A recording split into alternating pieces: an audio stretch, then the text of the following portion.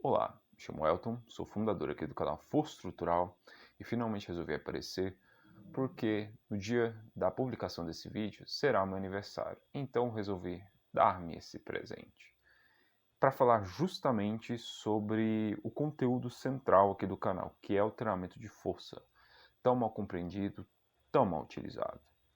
Mas eu vim aqui para trazer uma questão. Será que não está na hora de realmente darmos uma oportunidade para o treinamento de força? Sei que esse não é um assunto tão popular por aí, pelo menos da forma como vai ser abordado aqui, mas peço que preste muita atenção do início ao final do vídeo, que vai ter muita informação boa aqui. Eu sei que muitas pessoas não vão concordar, não vão entender, principalmente aquelas pessoas mais alienadas, mas é do jogo, tudo bem. Mas assim, se eu conseguir pelo menos fazer uma pessoa raciocinar um pouco, refletir sobre o ato de se exercitar com peso, eu já vou ficar muito feliz. Então, compartilha esse vídeo. Tu pode acabar salvando a vida de alguém. Eu não estou exagerando, é sério. E assim, claro, se puder se inscrever, deixar o like, eu vou ficar muito grato. Antes de começarmos propriamente o conteúdo do vídeo, eu já queria pedir desculpa porque é a primeira vez assim que eu estou falando com a câmera, então não tenho tanta intimidade, assim, questões de áudio, questões de vídeo mesmo. Já peço desculpas que é a coisa que eu vou melhorando ao longo do tempo. Então, seja o que Deus quiser, e vamos para o vídeo, vamos para a parte que interessa. Primeiro, o que afinal é treinamento de força? Primeiro nós temos que definir força e treinamento. Força, mais especificamente força muscular, é a capacidade dos músculos de exercerem força contra uma resistência externa. Força, massa vezes aceleração. Lembra da física?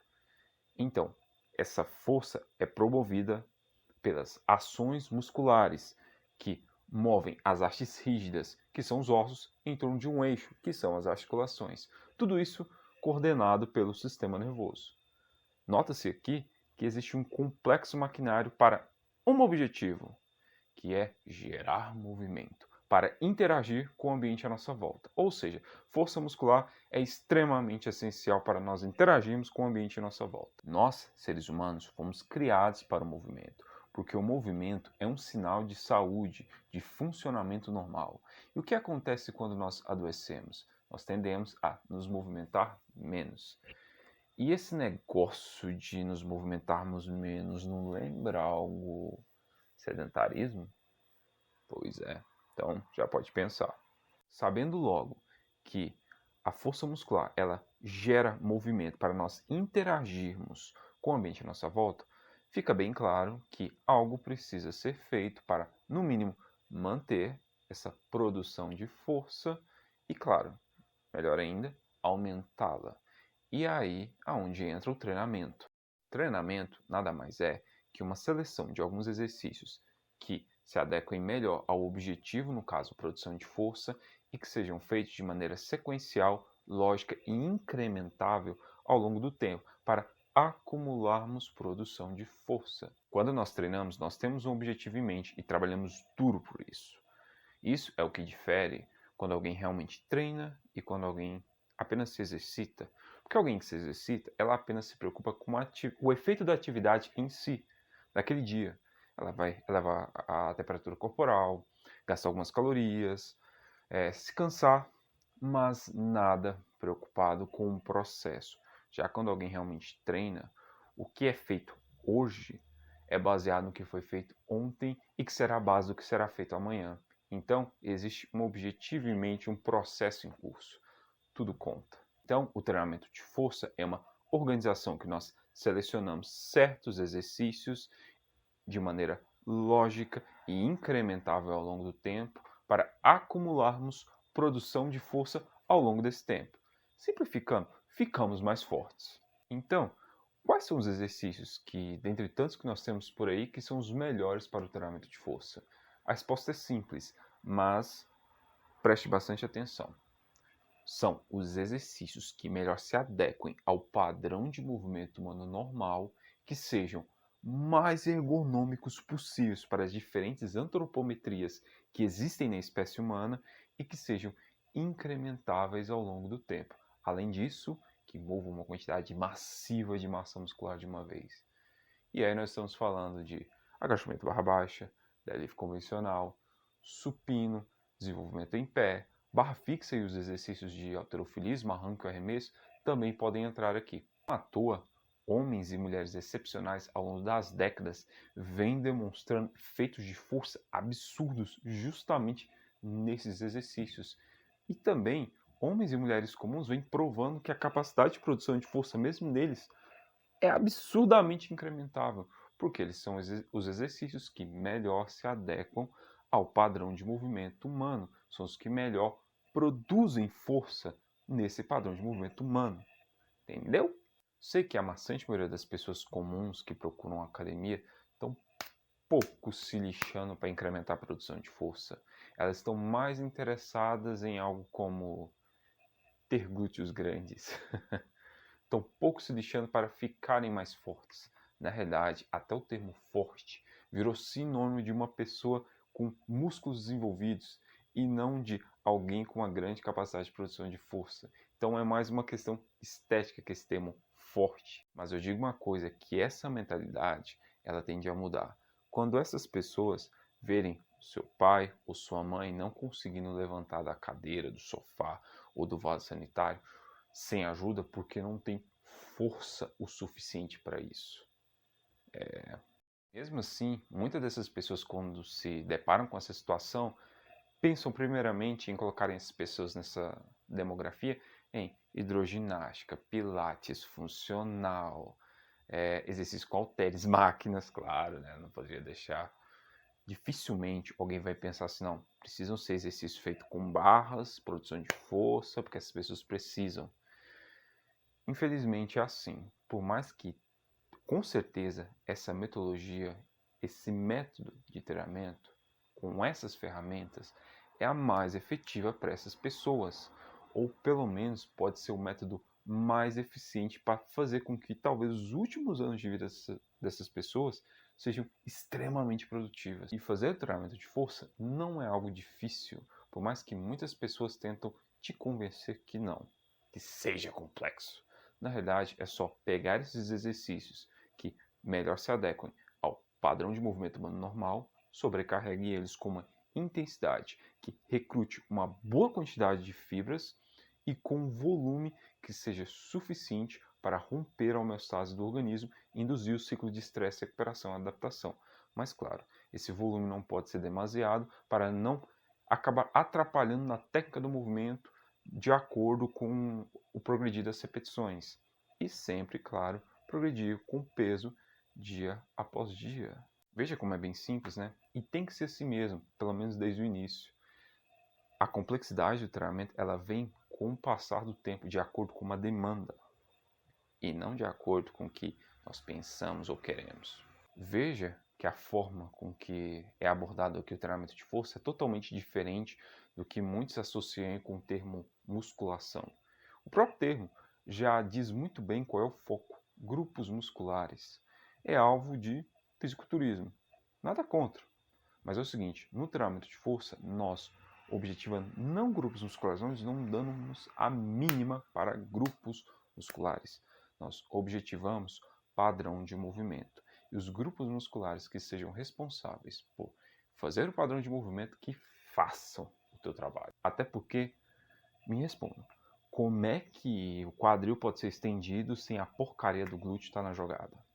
Para que tanto querer isolar grupos musculares se o organismo, se o aparelho musculoesquelético foi feito para funcionar em conjunto? Começar a única maneira de verdadeiramente isolar um músculo, arrancar ele da sua inserção e da sua origem e estimular ele eletricamente. Quem quiser fica à vontade, tá? Isso de isolar a musculatura, esquecem de dizer uma coisa, que quando nós fazemos isso, nós também expomos mais as articulações que eles estão movendo sem outros componentes para ajudar no trabalho, a articulação acaba sendo exposta. Assim, em alguns contextos isso pode ser feito. Eu não sou totalmente contra, calma. Mas assim, isso não é treinamento de força. Assim como exaurir os músculos, aniquilar, obliterar, destruir, levar-te a estado de enjoo, náuseas, vômitos, tentando imitar seu fisiculturista favorito, não é treinamento de força. Agora aqui, voltando a glúteos, padrão de movimento e tudo mais. Essa é uma pergunta especificamente para as mulheres. O que acontece com os glúteos quando nós saímos de um agachamento com 50 quilos e progredimos ele em algumas semanas para 150 quilos, no mesmo número de repetições e na mesma amplitude de movimento? Eles crescem. Não há outro caminho, porque para aumentar a produção de força, o corpo vai ter que agregar mais proteínas contráteis para aumentar o potencial de produção de força. Os dois processos, força e hipertrofia, são inseparáveis. Que é mais fácil ficar numa cadeira abdutora ou então de 4 com a caneleira na perna e tomando as coisinhas aí, né? Mas, sem um treinamento de força, muita coisa vai ser deixada de lado.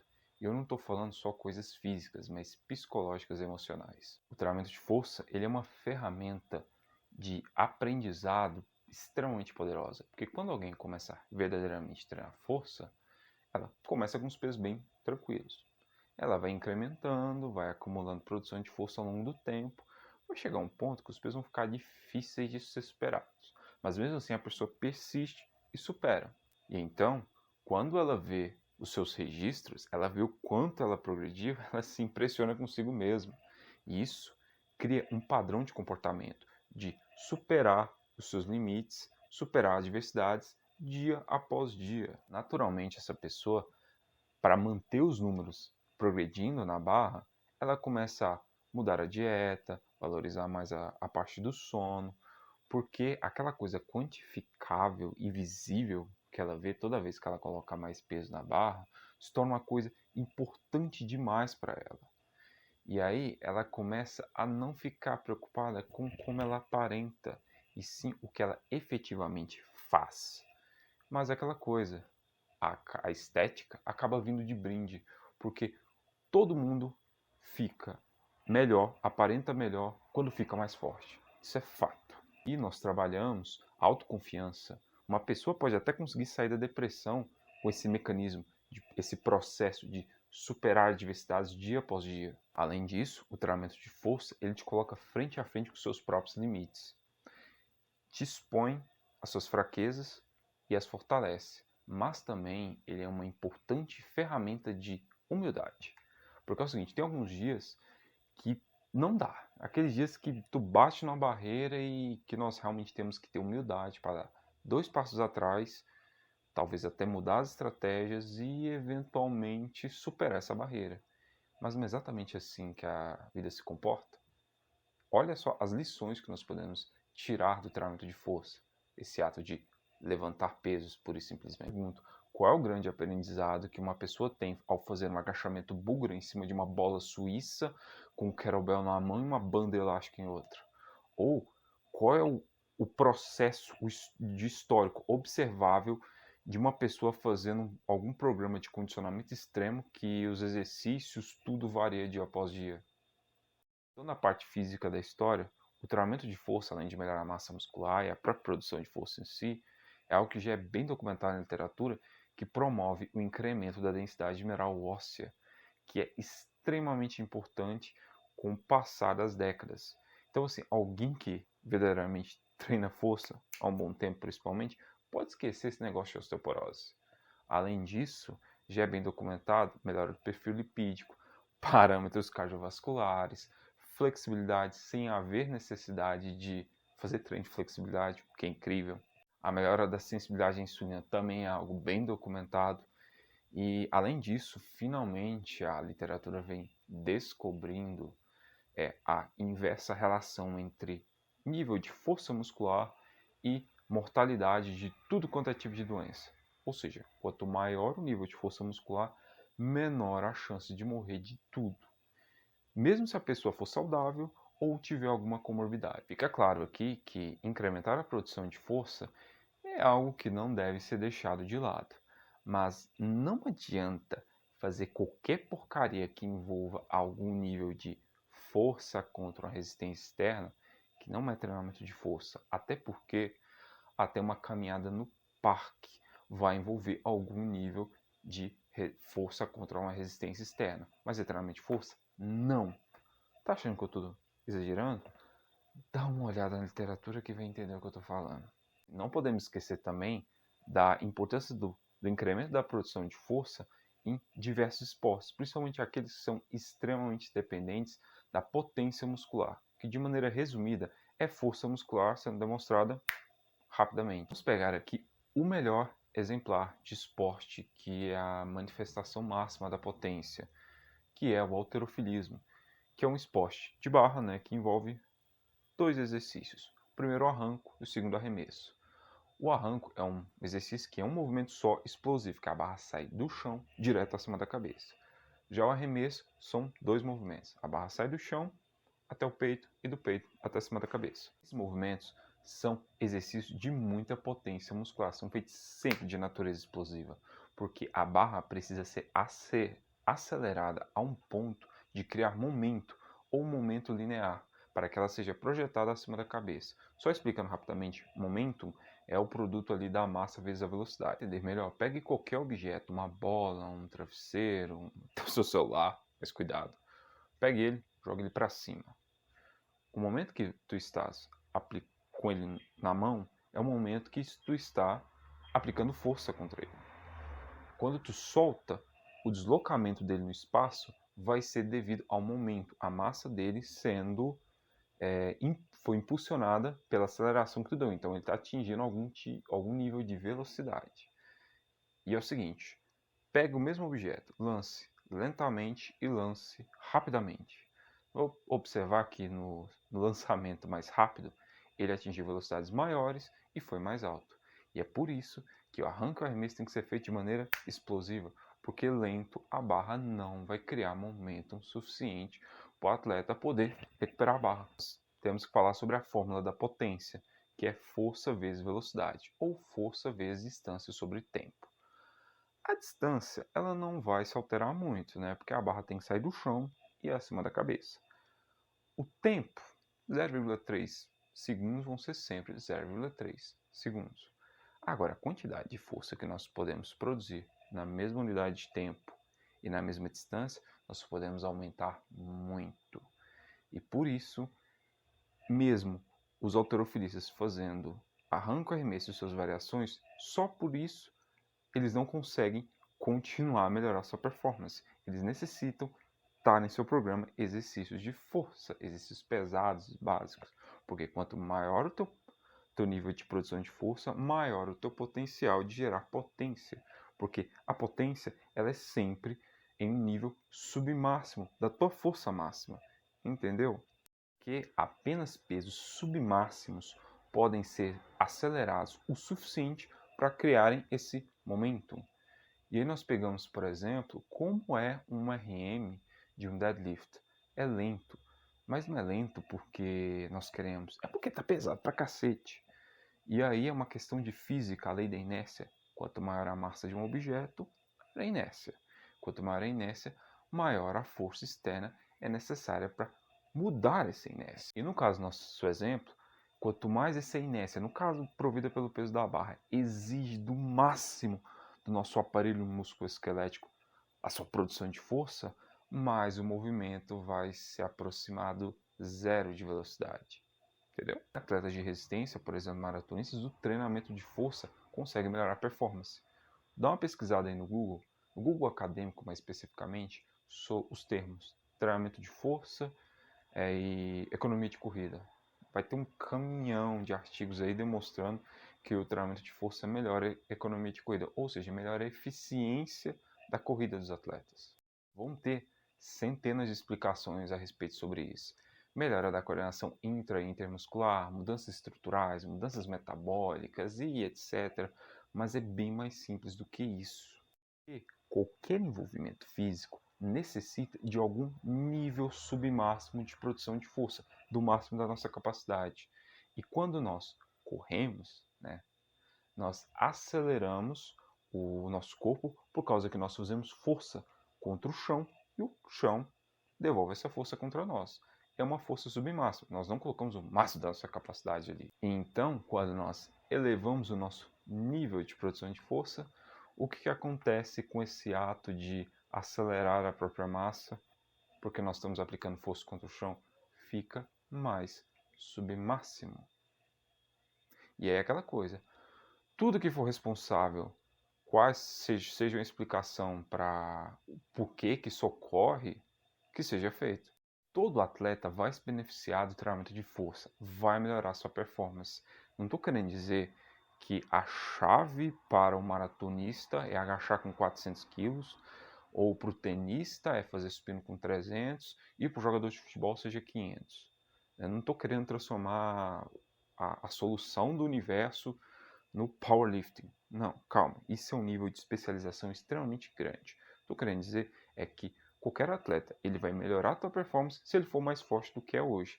Simples. Porque quando um atleta fica mais forte, ele bate mais forte em implementos e em objetos, ele faz mais força contra o chão, ele faz com que o tronco vire uma estrutura mais firme, uma melhor transmissora de força, de energia, e claro, fica menos propenso a lesões.